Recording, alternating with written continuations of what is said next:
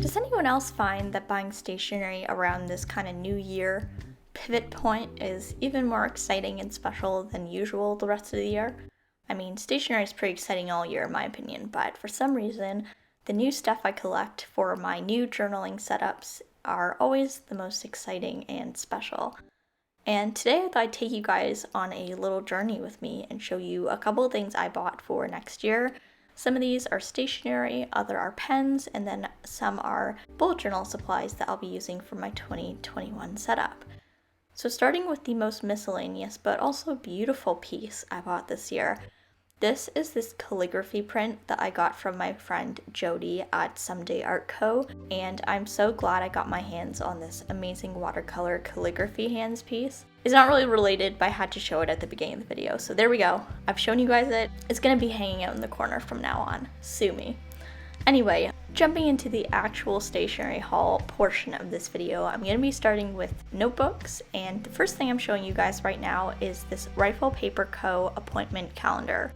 I didn't really know what an appointment calendar was, but then I did some reading and learned that it's essentially a calendar that just includes the monthly layout along with a couple note pages typically. And I found this really exciting because as someone who plans stuff for YouTube, so I don't have no idea what I'm doing half the time, having a layout of all the months makes it a lot easier for me to plan out videos, which is why I picked up this calendar. I do like to plan my videos outside my bullet journal because I change my mind on what I want to film every 5 minutes, so it's just easier for me to have a separate place where I can write down my thoughts and then erase things and move things, because that is inevitably what will happen. This notebook, as I said, was from Rifle Paper Co., but a couple things I really like about it are the beautiful floral illustrations as well as the really thick paper. Another notebook that I picked up is totally a surprise. No one expected this.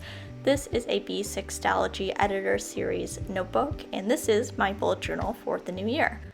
I like to get my notebooks locally from Leywines because I love supporting small businesses when I can. Also, they're just a really awesome store in Toronto. But this guy is available on Amazon, and I'm really excited to continue my Stalogy trend of usage for the new year. I've used this notebook for the past 2 years of my bullet journal, and a couple things that I really like about it is that it's very thin considering it has 368 pages, and as well the pages absorb ink really well, and they're a really beautiful white color without being too creamy, and they have a really nice light grid. So this guy is going to be my 2021 bullet journal, so you will be seeing him in the setup video that's going up Friday, and I'm so pumped to show you guys that. It's looking so good, but that's all I can say. I don't want to ruin the surprise. Anyway, moving on, I also got a cover for my new notebook, and this is the Sojourner Special Brown Tri-Folio with a brown elastic. That's a mouthful, oh my goodness. Anyway, this guy is a really beautiful leather cover. A couple things that I love about this is the really textured and warm brown leather, and also this leather does not scratch. Let me say it again for the people in the back. This leather does not scratch. Is that not amazing? I don't know. I don't really like leather that shows scratches, so for me, this is an amazing cover. It fits my Stalogy really, really well, and I just love how it's all secured and wrapped up in my cover like a little hug. I don't know, that's how I think about it, but yeah, no scratches and hugs. I am a happy person. Okay, so that is all of the bullet journal related notebooks out of the way, but guess what? I have even more notebooks to show you, so we keep moving on. This is the Moleskine Watercolor Pocket Notebook. This guy has, I believe, cold pressed watercolor paper, and what I plan to use this for is for my gouache painting practice. I got into gouache around, I think, September, and the pad of paper I started out with was 9 by 11, which was great, but it took me 10 years to do each painting, and I really want to keep practicing, and because I'm a beginner, I feel like volume and quantity is a really good way to kind of learn things and improve. So I'm hoping by using this smaller notebook, I'll be able to more frequently practice and paint more pieces. Okay, now we are on to the last notebook. This is a B5 notebook by the brand Maromon. I found this on Amazon, and it's a really beautiful, sturdy minimalistic dot grid notebook. It has a really durable cover, which is awesome, and the dot grid pages are light and feature a nice little section at the top for titles. I originally planned to use this for calligraphy, and you definitely could. It has really smooth paper, but instead I'm going to use it for grad school notes because I think it'll just be perfect for that use. Now, before I get into my pens, I want to show you guys a couple things that are, I guess, a part of the haul, but I made them, so I didn't buy them, but you know, you get the drill.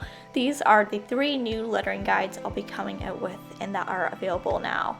Each guide features different kinds of words that you can learn so you can bring your lettering game up to the next level. And all of these are actually on sale right now, along with all the other guides in my store. They're 30% off, so I'll link those below if you're interested. Check them out if you want to learn lettering and my calligraphy style. But enough about me, let's move on to the accessories and pens in this haul, starting off with a couple of the staple pieces that I use in my bullet journal.